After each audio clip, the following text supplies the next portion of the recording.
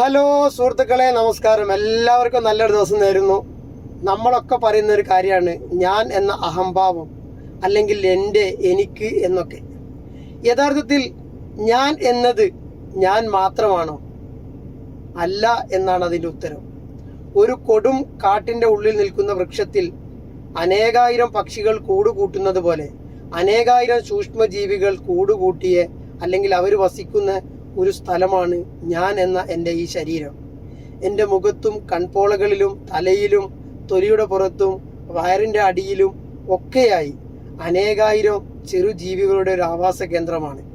ഈ ജീവികളുടെയൊക്കെ ഏറ്റക്കുറച്ചിലുകൾ നമ്മുടെ ഈ ഞാൻ എന്ന ഭാവത്തെ ഇല്ലാതാക്കുകയും ചിലപ്പോൾ അത് അധികമായി ഉണ്ടാക്കുകയൊക്കെ ചെയ്യും. അപ്പം നമുക്ക് നമ്മുടെ ഈ ശരീരത്തോട്, ഇത്രയും ജീവികൾ വസിക്കുന്ന നമ്മുടെ ഈ ശരീരത്തോടുള്ള അതേ ഉത്തരവാദിത്വം ഈ സമൂഹത്തോടുണ്ട്. കാരണം നമ്മളെല്ലാവരും ഒരു സാമൂഹിക ജീവിയാണ്. എന്താണ് സമൂഹത്തോടുള്ള ഉത്തരവാദിത്വം?